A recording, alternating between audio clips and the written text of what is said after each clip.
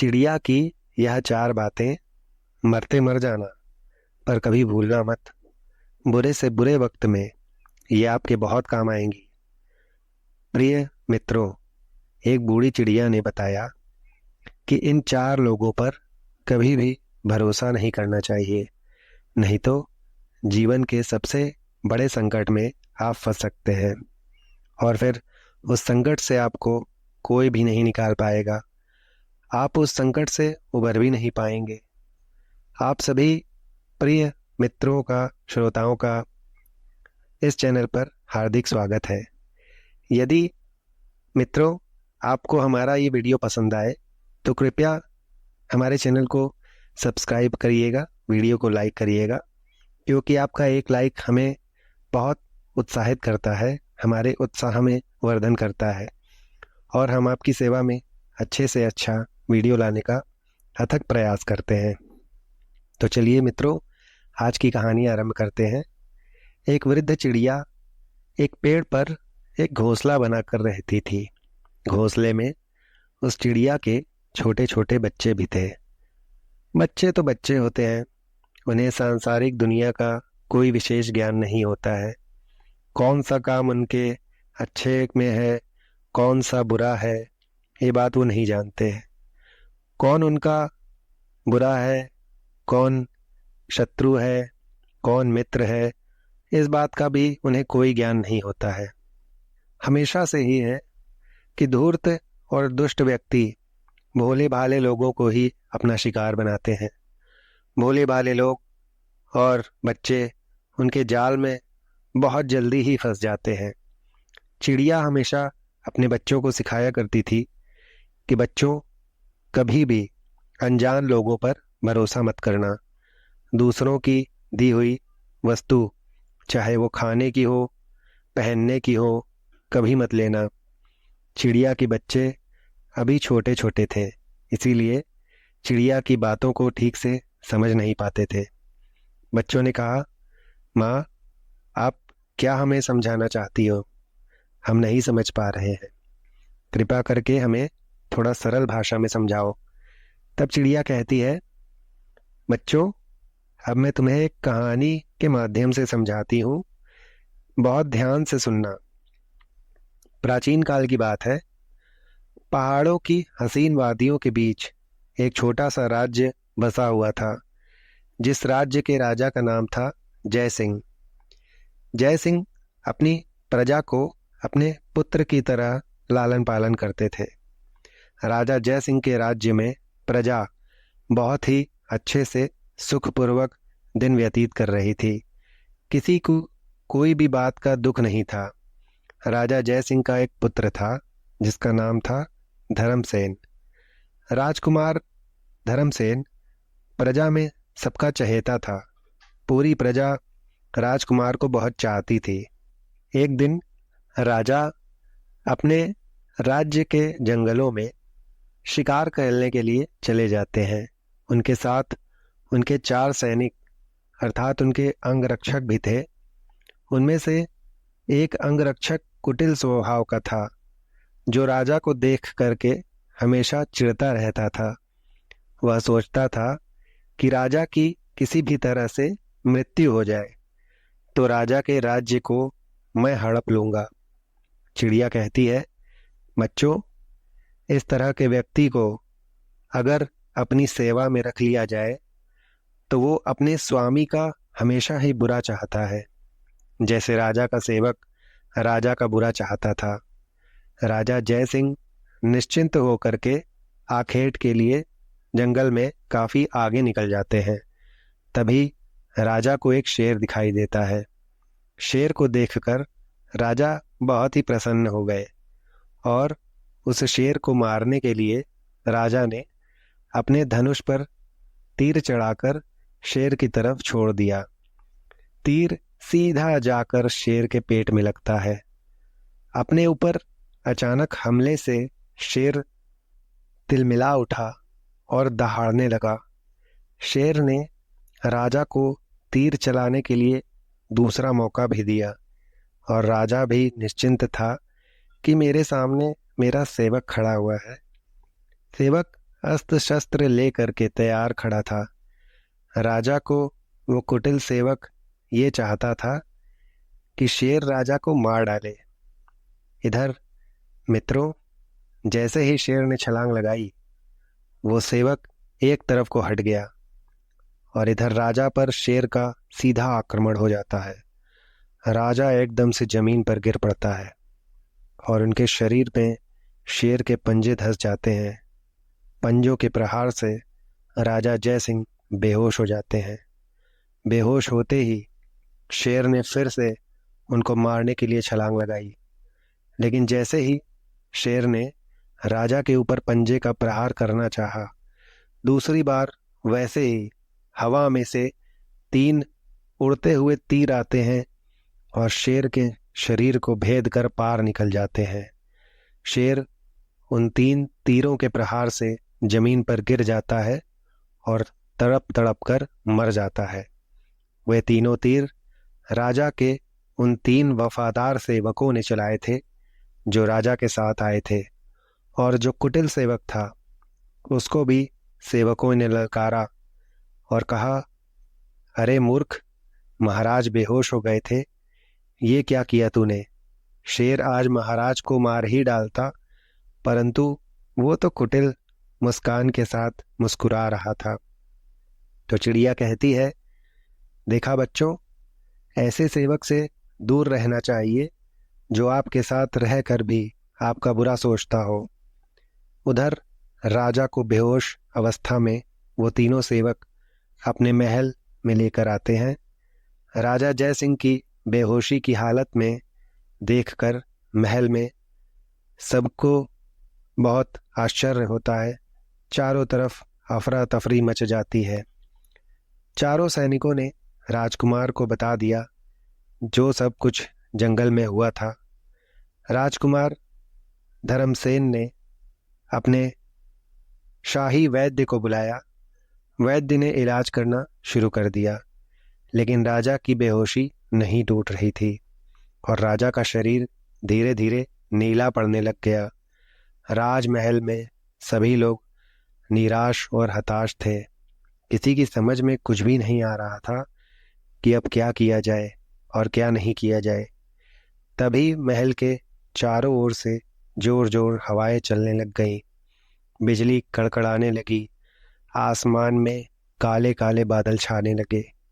महल में खलबली मच जाती है। मित्रों, ऐसा पहले कभी नहीं हुआ था। राजकुमार पहले अपने पिताजी को लेकर इतने चिंतित थे और अब आगे दूसरी मुसीबत भी तैयार हो गई थी। तभी राजमहल की हवा में एक भयानक अट्टहास होने लगा। राजकुमार चारों तरफ देख रहा था, लेकिन राजकुमार को कोई दिखाई नहीं दे रहा था। केवल अट्टहास की आवाज सुनाई दे रही थी। तभी धीरे धीरे हवा में पेड़ की पत्तियां एक जगह इकट्ठा होने लगीं और एक गुबार के रूप में से एक स्त्री का रूप प्रकट होता है। एक सुंदर स्त्री दिखाई देने लगी। राजकुमार ने उसे बहुत आश्चर्य से देखा और देखता ही रह गया। तभी वो एक जो स्त्री प्रकट हुई थी, राजकुमार धर्मसेन से गरजती हुई आवाज में कहती है, हे राजकुमार, तेरे पिता ने मेरे पति देव को मारा है, जो शेर के रूप में जंगल में ठहर रहे थे। इसलिए मैंने उनका बदला ले लिया है। मैं वन देवी हूँ और उनकी धर्मपत्नी हूँ। मैं इस पूरे चंदन नगर को तहस नहस कर दूंगी। यहाँ कुछ भी नहीं बचेगा, सब कुछ खत्म हो जाएगा। देवी की ऐसे बातें सुनकर राजकुमार बहुत डर जाता है और बिना देर किए राजकुमार धर्मसेन ने अपने दोनों हाथों को जोड़ते हुए उनसे प्रार्थना की और वन देवी के सामने घुटने के बल बैठ जाता है और बोलता है, हे देवी, कृपा करके ऐसा ना करें। इसमें निर्दोष लोग मारे जाएंगे। लेकिन वन देवी गुस्से में बोलती हैं, निर्दोष? वो तो मेरे पति थे। उन्हें तुम्हारे पिता ने क्यों मारा? अब तो मैं यहाँ पर किसी को भी जिंदा नहीं छोड़ूंगी। राजकुमार धर्मसेन देवी की ये बातें को सुनकर उनसे प्रार्थना करता है, कृपया ऐसा न करें देवी। मेरे पिताजी तो अभी तक बेहोश हैं। वे होश में ही नहीं आ पा रहे हैं। उन्हें आपके पति को मारने की सजा मिल चुकी है। वन देवी और गुस्से में बोलती हैं, मैं कुछ नहीं जानती। राजकुमार, मैं तभी रुकूंगी जब मेरे पति को दोबारा जीवित कर दिया जाएगा। बताओ, क्या तुम उन्हें जीवित कर सकते हो? राजकुमार बोलता है, अगर दुनिया में आपके पति को जीवित करने का कोई भी उपाय है तो वो उपाय मैं जरूर करूंगा। आप मुझे बताइए। राजकुमार की ये बात सुन करके वन देवी को सांत्वना मिलती है। उनका गुस्सा थोड़ा शांत होता है। वो बोलती हैं, एक उपाय है। राजकुमार ने पूछा, तो वो उपाय मुझे जल्दी बताइए। तो देवी कहती हैं, एक तिलिस्मी कमल है जिसका रस पान करने से मेरे पति जीवित हो जाएंगे और तुम्हारे पिता भी ठीक हो जाएंगे। बोलो, क्या तुम वो कमल ला सकते हो? राजकुमार वन देवी से बोला, हे देवी, आप तो स्वयं देवी हैं। आप स्वयं तिलिस्मी कमल को क्यों नहीं ला सकती? इस पर वन देवी कहने लगी, मैं नहीं ला सकती क्योंकि जहां पर वो तिलिस्मी कमल है वहां पर मैं नहीं जा सकती। मुझे वहां पर जाना मना है। मुझे वहां एक ऋषि का श्राप लगा हुआ है। यदि मैं उस क्षेत्र में गई तो जलकर भस्म हो जाऊंगी। इस पर राजकुमार बोला, ठीक है देवी, मैं आज ही तिलिस्मी कमल को लाने के लिए चला जाता हूँ। मुझे अपने प्राण इसके लिए क्यों न गंवाने पड़े, फिर भी मैं वो तिलिस्मी कमल आपको लाकर दूंगा। परंतु वहां पहुंचने के लिए मुझे वहां जाने का मार्ग बताइए। तब वन देवी कहती हैं, राजकुमार, वहां तक पहुंचना आसान नहीं है। वहां जाने के लिए 5 वस्तुओं की आवश्यकता होगी, क्योंकि आपको वहां जाने के लिए 5 खतरनाक द्वारों से गुजरना पड़ेगा, 5 दरवाजों से गुजरना पड़ेगा और 5 दरवाजे एक से बढ़कर एक खतरनाक हैं। हर दरवाजे को खोलने के लिए अलग अलग 5 तिलिस्मी वस्तुएं चाहिए जो न जाने कहाँ पर और किसके पास है। और वो द्वार तभी खुलेंगे जब 5 वस्तुएं हमारे पास होंगी। मैं तुम्हें उन 5 वस्तुओं के नाम बताती हूँ। पहला है तिलिस्मी पत्थर, दूसरा है तिलिस्मी मणि, तीसरा है तिलिस्मी फल, चौथा है मोतियों की माला और 5वां है सुवर्ण फल। जिनमें मुझे एक तिलिस्मी पत्थर के बारे में पता है कि वो कहाँ मिलेगा। पहले इन 5 तिलिस्मी वस्तुओं को मेरे पास लाओ, उसके बाद मैं तुम्हें बताऊंगी कि तिलिस्मी कमल कैसे मिलेगा। राजकुमार बोला, ठीक है, अब आप तिलिस्मी पत्थर तक जाने का उपाय मुझे बताइए। उसके बाद बाकी बची हुई 4 वस्तुओं को मैं ले आऊंगा, उनको मैं खुद खोज लूंगा। वन देवी कहती हैं, ठीक है। राजकुमार सुनो, यहां से उत्तर दिशा की ओर 10 कोस जाने पर एक जंगल मिलेगा जिसमें एक आदमी पत्थर का बना हुआ है। वही आदमी तुम्हें तिलिस्मी पत्थर के बारे में बता सकता है। और अगर तुम ये 5 वस्तुएं 1 वर्ष के अंदर मेरे पास लेकर नहीं आए तो मैं यहाँ किसी को भी जीवित नहीं छोड़ूंगी, सब कुछ तहस नहस कर दूंगी। और हाँ, तब तक तुम्हारे पिता इसी अवस्था में रहेंगे। तुम अपने राजवैद्य से कह दो कि वो उनकी देखभाल करे और तुम एक वैद्य को मेरे पति सिंह की सेवा के लिए जंगल में भेज दो। वो तब तक मेरे पति के मृत शरीर को सुरक्षित रखने का काम करेगा। राजकुमार वन देवी की बातें सुनकर 2 वैद्यों को बुलाता है। एक वैद्य को तो अपने पिता की सुरक्षा के लिए कह देता है और दूसरे वैद्य को सिंह की सुरक्षा के लिए भेज देता है, जिन्हें वन में मारा गया था। उसके बाद राजकुमार कहने लगा, वन देवी, अब मैं उन पांचों वस्तुओं को लेने जा रहा हूँ और जल्दी ही वापस लौट कर आऊँगा, लेकिन तब तक आप मेरे पिताजी को कुछ नहीं होने देना और मेरे राज्य में किसी को भी कोई दिक्कत नहीं आनी चाहिए। वन देवी बोली, ठीक है, अब आप जाइए और पांचों तिलिस्मी वस्तुओं को लेकर के आइए। अगर पांचों वस्तुएं लेकर तुम आ जाओगे तो तुम मुझे पुकारना, मैं उसी क्षण यहाँ हाजिर हो जाऊंगी। इतना कहने के बाद वन देवी की अट्टहास वहां सुनाई देने लगती है। उस वैद्य को लेकर वहां से वे गायब हो जाती हैं। वन देवी के गायब होते ही वहां का मौसम साफ सुथरा हो जाता है और राजकुमार भी अपने घोड़े पर सवार हो गया, जिस घोड़े का नाम बादल था। हाथ में धनुष बाण इत्यादि कई चीजें लेकर घोड़े पर सवार होकर राजकुमार धर्मसेन एक अनजान सफर के लिए निकल पड़ता है, जिसका ना कोई ठिकाना था, ना कोई मदद। अपने राज्य और अपने पिता को बचाने के लिए राजकुमार चल देता है। राजकुमार वन देवी के बताए रास्ते पर उत्तर दिशा की ओर चल दिया। रास्ते में पहाड़, नदियां, मैदान, इन सब से निकलते हुए 10 कोस जाने के बाद राजकुमार को जंगल नजर आने लगता है। राजकुमार जंगल की सीमा के पास पहुंच जाता है।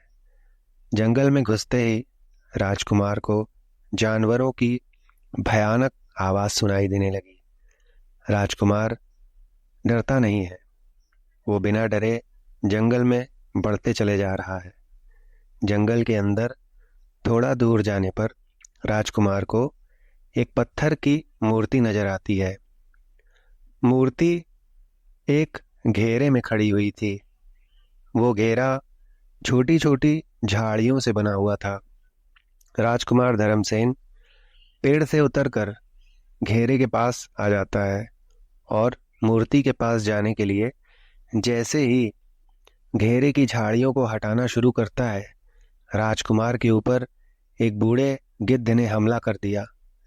इस तरह से अचानक अपने ऊपर हमले से राजकुमार बौखला जाता है। उसके बाद राजकुमार ने अपनी तलवार निकाली और जैसे ही उस बूढ़े गिद्ध पर हमला करने के लिए राजकुमार तैयार हुआ तो एक आवाज आती है, राजकुमार ठहरो, ये मेरा साथी है। ये आवाज सुनते ही राजकुमार रुक गया और इधर उधर देखने लगा कि ये फिर आवाज आ कहाँ से रही है। फिर से आवाज आई, मैं तुम्हारे सामने खड़ा हूं। राजकुमार गौर से देखो, मैं बोल रहा हूं। मित्रों, जब राजकुमार धर्मसेन ने गौर से देखा तो वो पत्थर की मूर्ति उसके सामने जो खड़ी थी वही बोल रही थी। मूर्ति फिर बोली, और यहाँ कैसे आए हो? राजकुमार बोला, मैं चंदन नगर का राजकुमार हूँ और यहाँ तिलिस्मी पत्थर लेने के लिए आया हूँ। मूर्ति राजकुमार से कहती है, तुम्हें तिलिस्मी पत्थर क्यों चाहिए?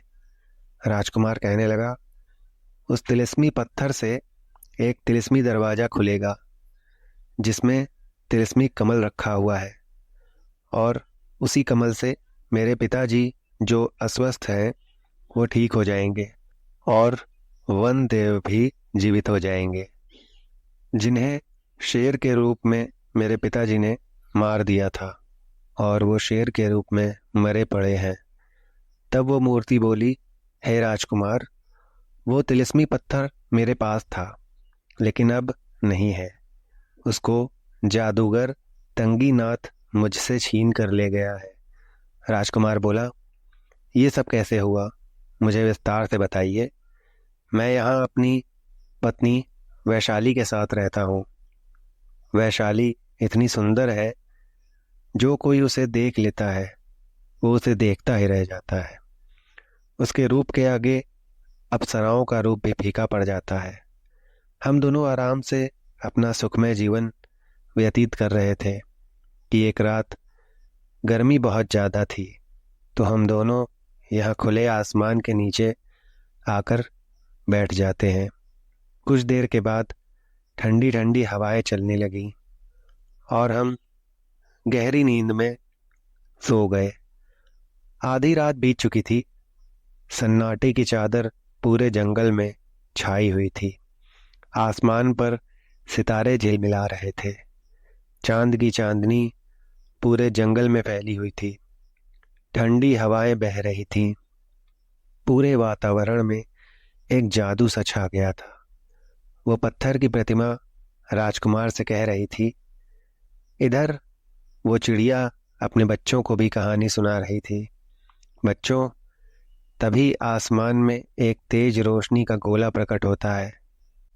हे राजकुमार, वो रोशनी का गोला धीरे धीरे बड़ा होने लगा और उसमें से एक पवन रथ प्रकट हो गया, जिसमें जादूगर तंगीनाथ विराजमान था, जो शायद अपने रथ पर सैर करने के लिए निकला था। पवन रथ उड़ता हुआ इस जंगल के ऊपर से गुजरता है तो जादूगर तंगीनाथ की नज़र मेरी पत्नी के ऊपर पड़ जाती है। मेरी पत्नी वैशाली को देखकर जादूगर मंत्रमुग्ध हो जाता है। वो उड़ता हुआ हम दोनों के पास आ जाता है और सोई हुई वैशाली पर कोई मंत्र का प्रहार कर देता है, जिससे वो बेहोश हो जाती है। और जैसे ही वैशाली को वो उठाने लगा तो मेरी नींद खुल गई। राजकुमार, मैंने तुरंत ही जादूगर को जोरदार तमाचा मारा, जिससे जादूगर कई फीट दूर जाकर गिरा। अपने ऊपर हुए इस हमले से जादूगर गुस्सा हो गया। उसने हाथ में जादुई छड़ी उठाई और उस छड़ी का प्रहार मेरे ऊपर किया, लेकिन मुझे कुछ नहीं हुआ। इसे देखकर वो आश्चर्यचकित रह गया। तभी मैंने अपने पास से तिलिस्मी पत्थर निकाला, जिसकी वजह से जादू की छड़ी का मुझ पर कोई प्रभाव नहीं पड़ा। मैंने तिलिस्मी पत्थर को जादू की छड़ी की ओर कर दिया। तिलिस्मी पत्थर से एक किरण निकली और वो जादूगर की ओर जाने लगी। जादूगर ने भी जादू की छड़ी से कुछ शक्ति उसके पीछे छोड़ दी, जिससे दोनों आपस में टकरा गई और एक जोरदार धमाका हुआ। उस धमाके में जादूगर तंगीनाथ घायल हो गया और वो दूर जाकर गिरा। जादूगर ने अपने आप को हारता हुआ देखकर छल का सहारा लेने का सोच लिया और उसने अपना एक शिष्य प्रकट किया। शिष्य ने पीछे से मेरे हाथ पर डंडे का प्रहार किया। वो डंडा मेरे हाथ में लगा।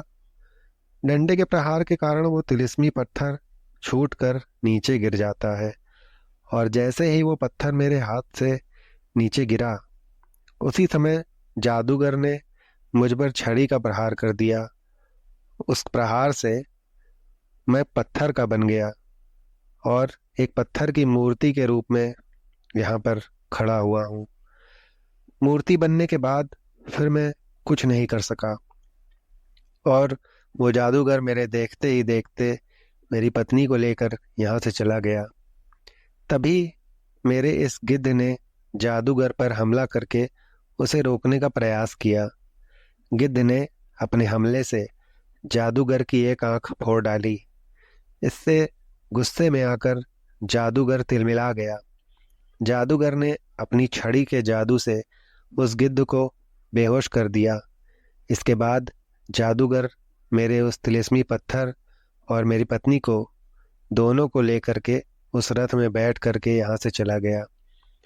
उस दुष्ट के कारण ही मेरी साथी गिद्ध के पंख भी जल गए, जिसके कारण ये ज़्यादा उड़ नहीं सकता और तभी से ये गिद्ध मेरे पास रहकर अपना अकेलापन दूर कर रहा है।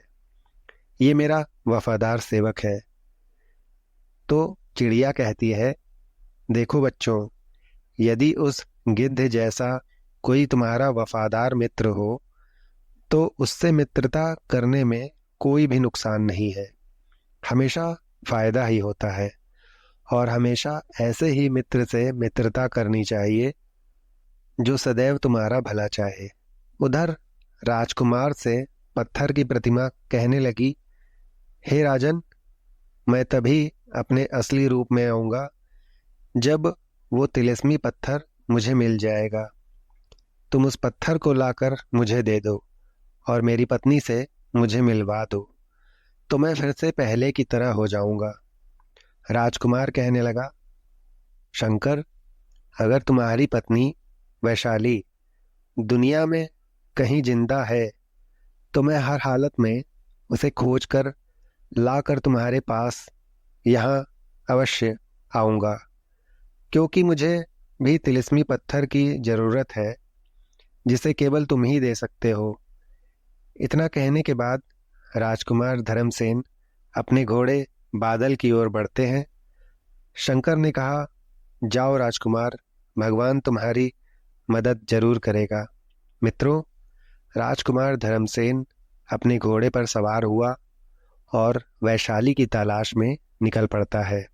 राजकुमार धर्मसेन वैशाली की तलाश में निकल तो पड़ा, मगर उसे समझ नहीं आ रहा था कि वो वैशाली और उस जादूगर को कहाँ खोजेगा। घोड़े पर बैठकर राजकुमार कई दिनों तक भटकता रहा। वैशाली और उस जादूगर का कुछ भी पता नहीं चल सका। घने जंगलों को पार करके राजकुमार एक नगर में पहुंचता है। तब इधर तो शाम हो चुकी थी, सूरज डूबने वाला था। पक्षी चहचहाते हुए अपने घोंसले में वापस लौट रहे थे। राजकुमार ने सोचा कि रात इसी सराय में बिता लेनी चाहिए, सुबह उठकर आगे का सफर करूंगा। राजकुमार धर्मसेन भी एक सराय में पहुंचा। पहले उसने थोड़ा खाना खाया, फिर रात भर के लिए एक कमरा किराए पर ले लिया और खाना खाकर राजकुमार अपने कमरे में पहुंच जाता है। कमरे में खिड़की के पास एक पलंग पर एक नरम गद्देदार बिस्तर लगा हुआ था। उस पर लेटकर वो खिड़की से बाहर आसमान की तरफ देखने लगता है। थके हुए होने के कारण बहुत ही जल्दी उसे नींद आ जाती है। राजकुमार गहरी नींद में सो जाता है। रात के तीसरे पहर में राजकुमार की नींद भी खुल जाती है और उसकी नजर खिड़की से बाहर आसमान पर पड़ती है, तो उसे एक विचित्र दृश्य नजर आता है, जिसे देखकर वो हक्का बक्का रह जाता है। उसने देखा कि एक तेज रोशनी की लकीर उसे आसमान में हिलती हुई दिखाई दे रही थी। राजकुमार मन में विचार करने लगता है कि ये क्या है। उसे देखकर वो तुरंत खड़ा हो गया। वो रोशनी ऐसी लग रही थी जैसे ऊपर कोई चाइना वाली लाइट जला रहा हो। उस रोशनी को देखकर राजकुमार विचलित हो गया और सोच रहा था, आखिर क्या कारण है इस रोशनी का।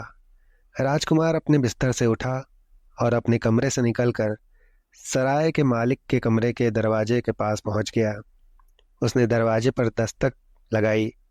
सराय के मालिक ने आंख मलते हुए दरवाजा खोला और घूमते हुए बोला, कहिए, क्या आपको कोई परेशानी है? क्या चाहिए कुछ? जवाब दिया, मुझे कुछ नहीं चाहिए, ना कोई परेशानी है। हाँ, मैंने अभी अभी आसमान में एक तेज रोशनी की चमक देखी है। क्या आपको मालूम है वो क्या है? वो रोशनी कहाँ से आ रही है? राजकुमार ने कुछ गर्म लहजे से पूछा।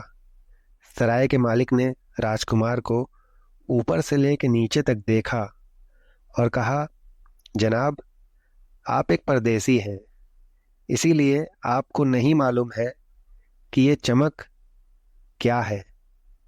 ये चमक एक जादूगर की जादू की है। वो हर रोज रात के तीसरे पहर में अपनी जादुई शक्तियों को जगाता है। सराय के मालिक की बात सुनकर राजकुमार के कान खड़े हो जाते हैं और उसने जल्दी से पूछा, वो जादूगर कहाँ रहता है और उसका नाम क्या है? सराय मालिक बोला, इस नगर के आखिर में एक काला पहाड़ है और काले पहाड़ के पास में जादूगर के नगर की सीमा आरंभ हो जाती है। उस नगर में जो भी कोई गया वो आज तक लौट कर नहीं आया। इसीलिए वो नगर कैसा है और जादूगर का महल कैसा है, किसी को कुछ भी नहीं पता। सराय के मालिक के मुंह से जादूगर का नाम सुनकर राजकुमार एकदम सतर्क हो जाता है। उसने सराय के मालिक से और कोई सवाल नहीं पूछा और सीधे अपने कमरे में जाकर सो जाता है। अगले दिन राजकुमार ने कुछ खाने पीने का सामान लिया और साथ ही भाला, ढाल, जंजीर, तीर, कमान, मसाल आदि चीजें लेकर उस जादुई नगर की ओर चल पड़ता है।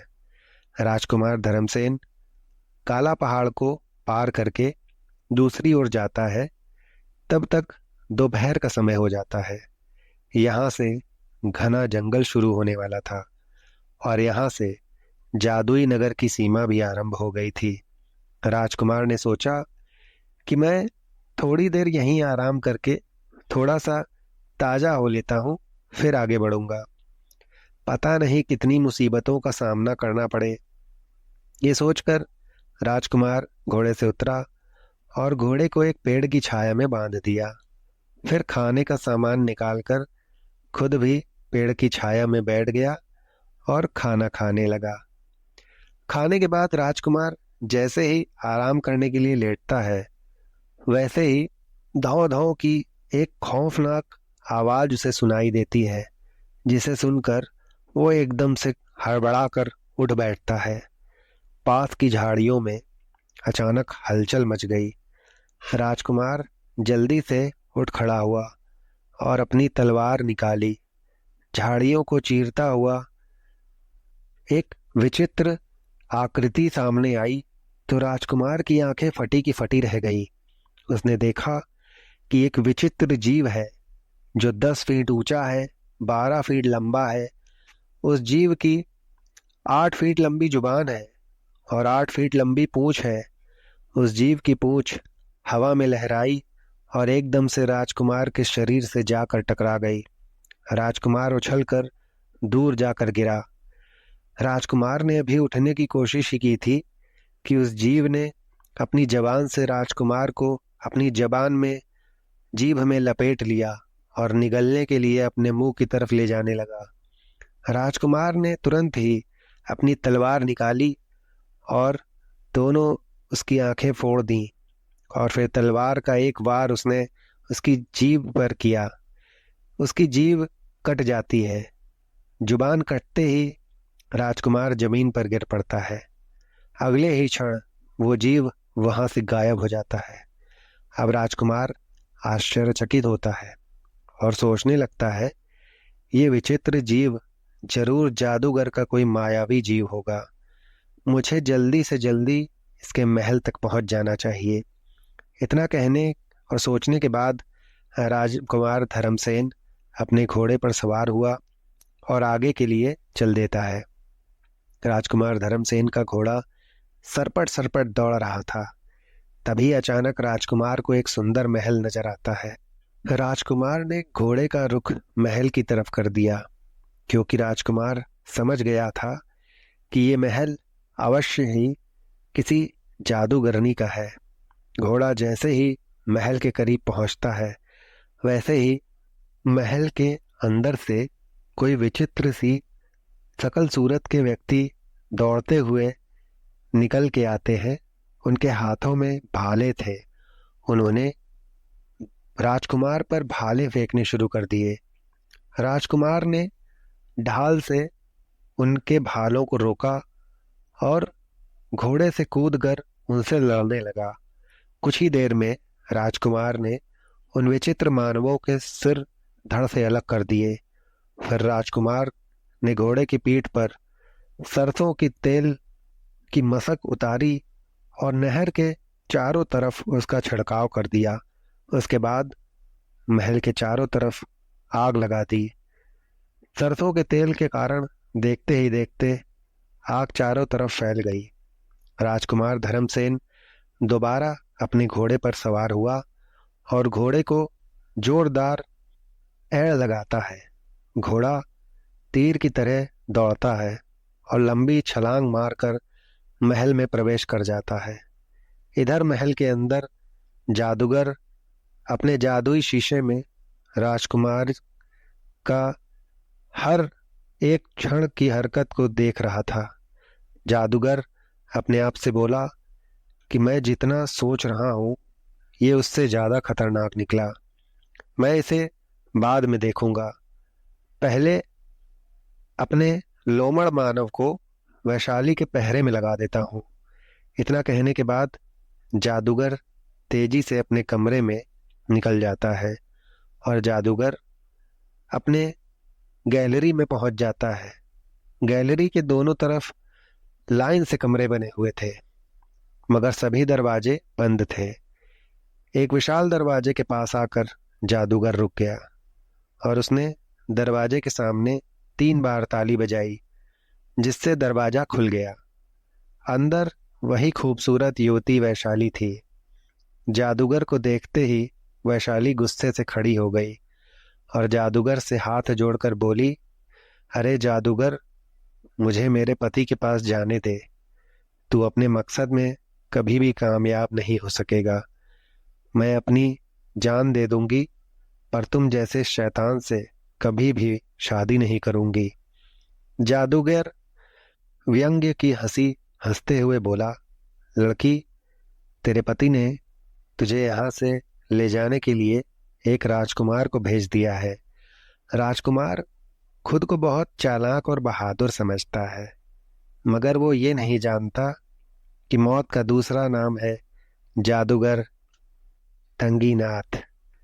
मैं उसे तड़पा तड़पा कर मारूंगा। उसकी चिता का हवन कुंड बनाकर तेरे साथ शादी करूंगा।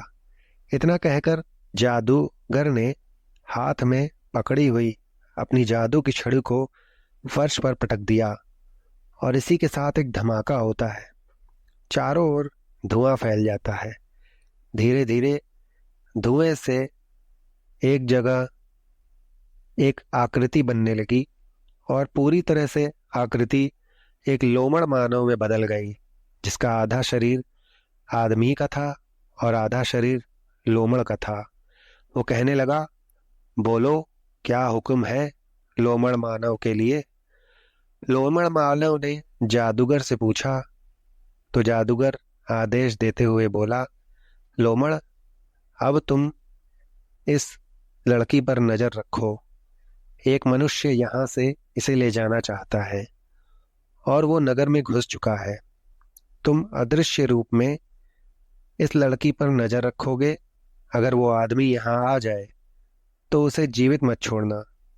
जादूगर लोमड़ मानव को आदेश देकर कमरे से बाहर निकल जाता है और कमरे को दरवाजे को दोबारा बंद कर देता है।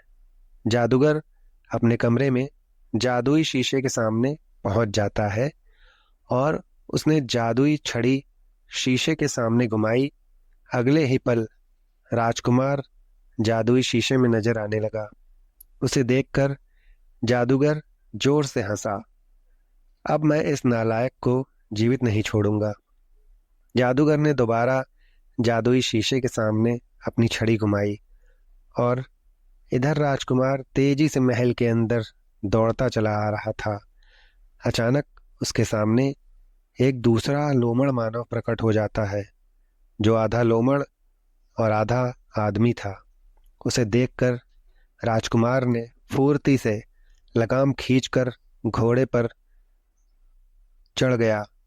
लोमड़ मानव गरज कर राजकुमार से कहने लगा, नादान आदमी, अगर अपनी जिंदगी चाहता है तो यहाँ से वापस लौट जा, वरना तेरी चटनी बना दूंगा। राजकुमार बोला, मैं वैशाली को लेने आया हूँ और उसे यहाँ से लेकर ही लौटूंगा। अगर तुमने मेरा रास्ता रोका या रोकने की कोशिश की तो अपनी तलवार से तुम्हारा सर धड़ से अलग कर दूंगा। ये कहते हुए राजकुमार ने अपनी तलवार निकाल ली और घोड़े से कूदकर नीचे उतर गया। लोमड़ कहता है, तू मेरा सर धड़ से अलग करेगा। इतना कहकर वो राजकुमार पर झपटा और एक जोरदार टक्कर मारता है। राजकुमार उछलकर कई फीट दूर जाकर गिरता है। एक क्षण के लिए राजकुमार का दिमाग सुन्न हो गया। उसकी आंखों के सामने अंधेरा छा गया। उसे लगा उसकी पसलियां टूटकर फेफड़ों में थम गई।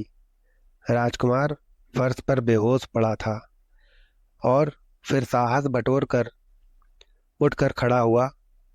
लोमड़ मानव कमर पर हाथ रखकर हंस रहा था।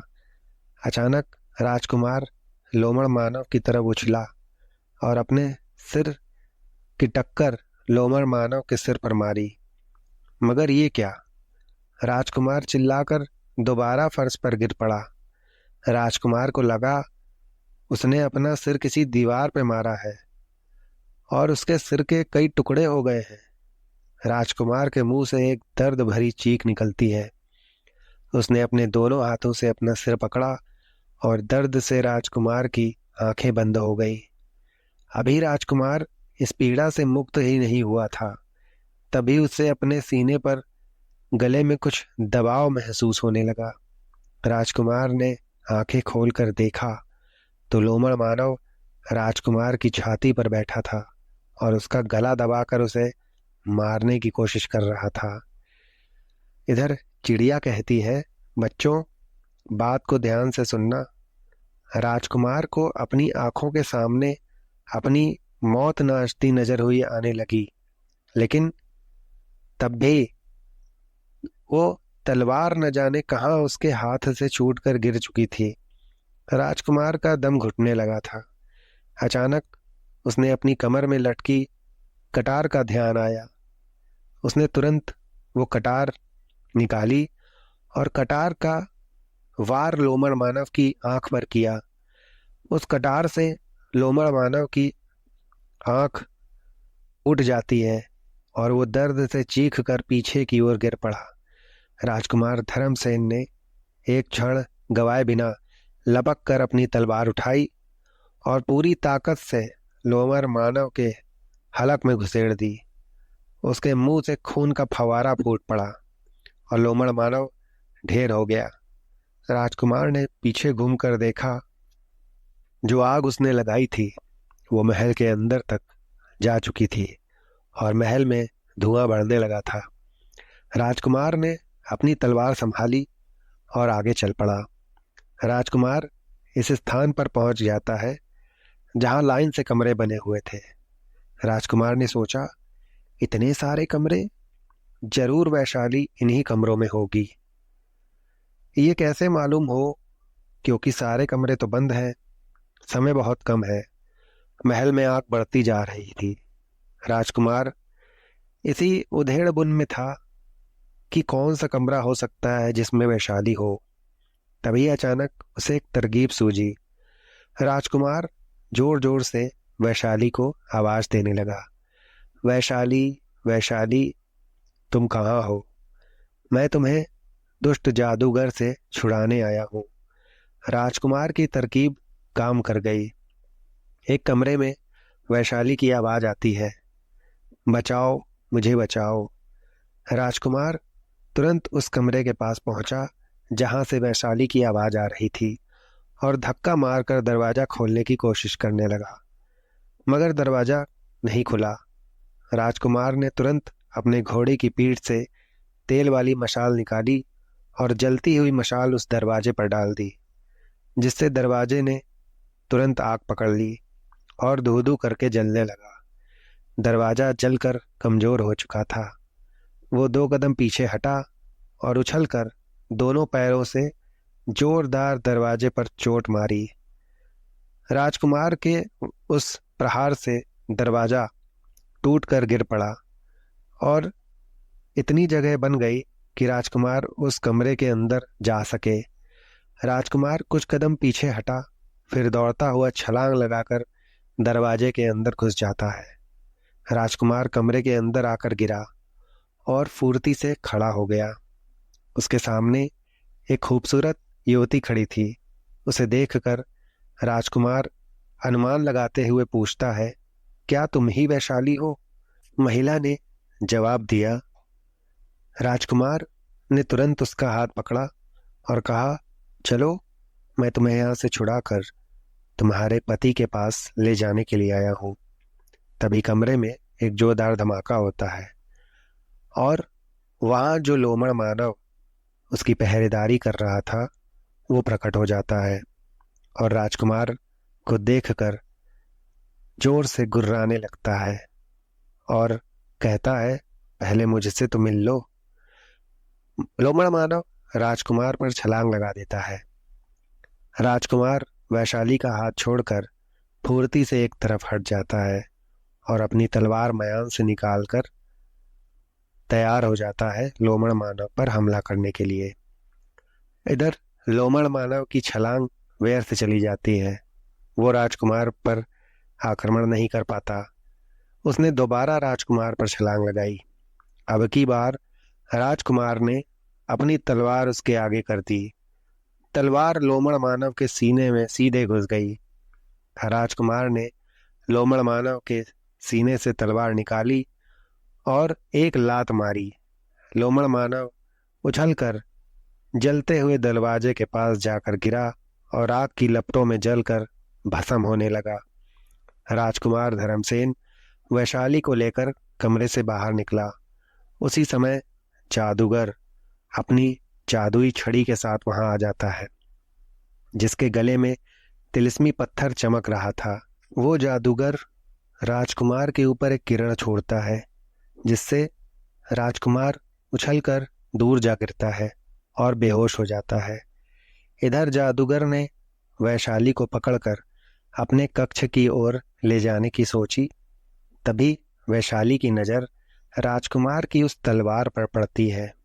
वैशाली तुरंत उस तलवार को उठा लेती है और जादूगर के हाथों पर हमला करती है। जैसे ही वैशाली की तलवार जादूगर के हाथ पर लगी, जादूगर का हाथ कट जाता है।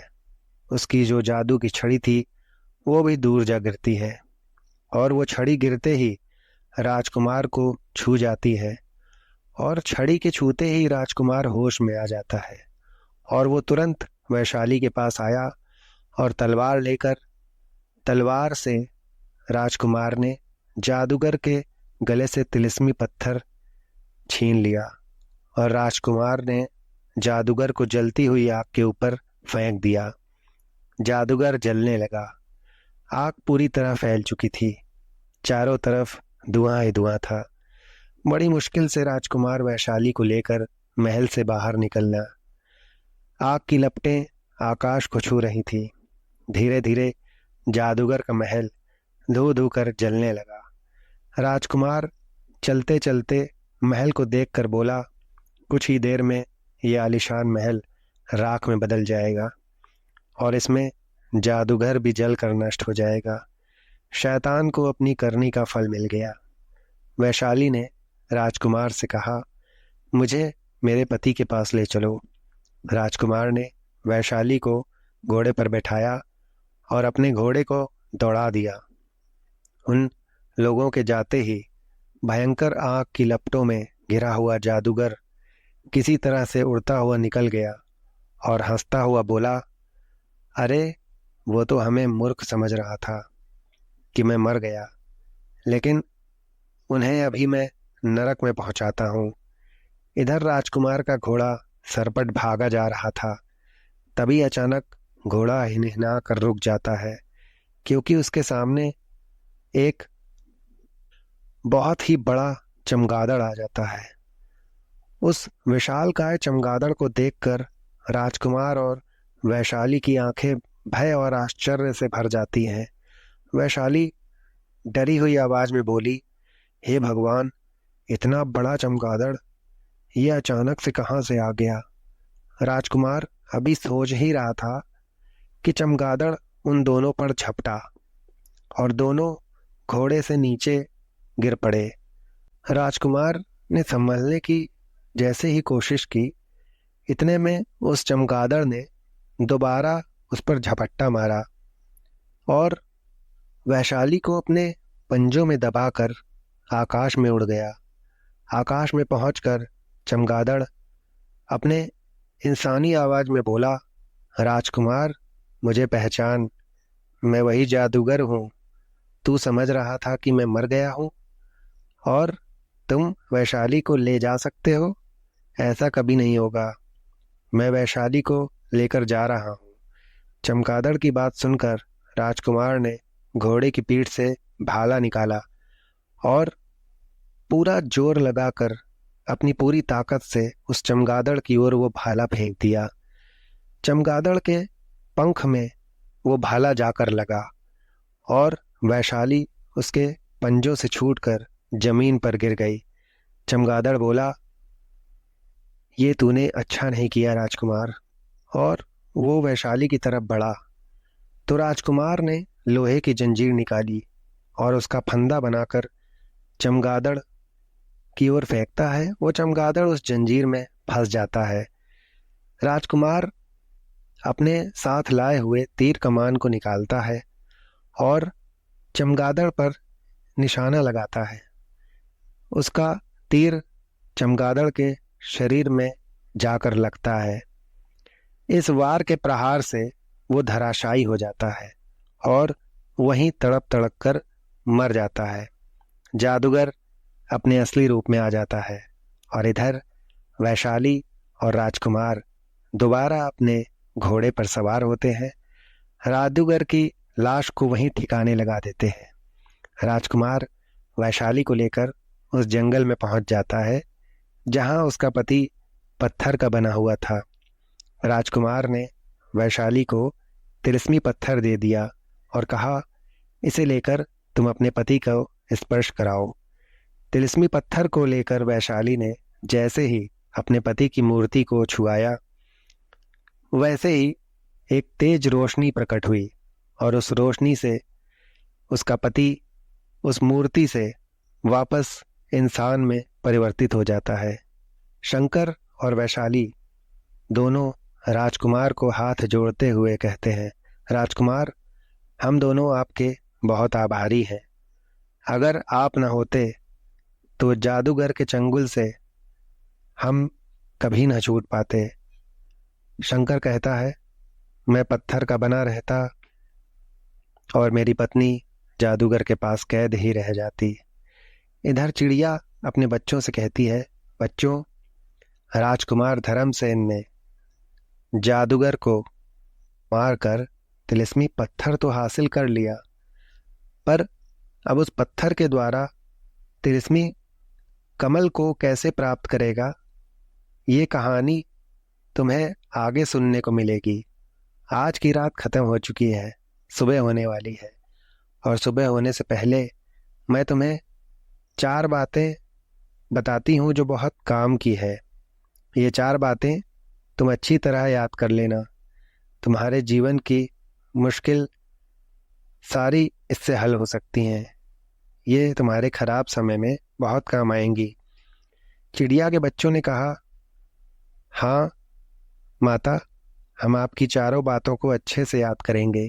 अब बताओ तो सही। तब चिड़िया अपने बच्चों को 4 शिक्षाएं देती है। कहती है, पहला, मुश्किल से मुश्किल वक्त में काम आने वाली ये 4 कीमती बातें तुम ठीक से याद कर लो। पहली बात, धैर्य। कठिन समय में धैर्य रखना बहुत जरूरी है। जल्दी हार मानने वाले की बजाय धैर्य के साथ समस्याओं का सामना करना चाहिए, क्योंकि हर स्थिति बदलती है। जो स्थिति से घबराकर अपना धैर्य छोड़ देता है वो मारा जाता है। मुश्किल घड़ी में फंसने के बाद भी लोग धैर्य से काम लेकर विपत्ति से निकल जाते हैं। दूसरी बात, अपनी सोच सही रखनी चाहिए। नकारात्मक सोच से स्थिति और भी जटिल हो सकती है।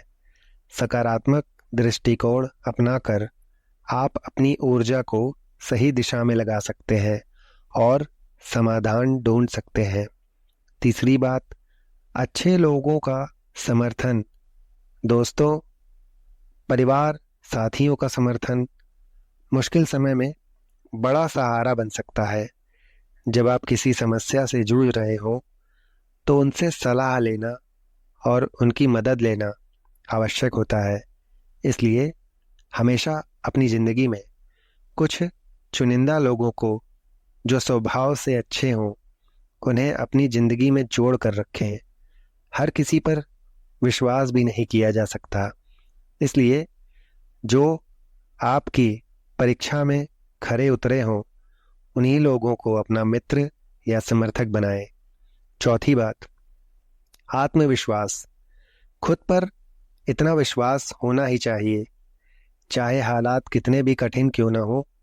आत्मविश्वास और अपने ऊपर यकीन रखने से आप हर चुनौती का सामना कर सकते हैं। अपने ऊपर विश्वास रखने का अर्थ होता है कि हम आत्मबल से मजबूत होते हैं और हमारी सोच सही दिशा में काम करती है।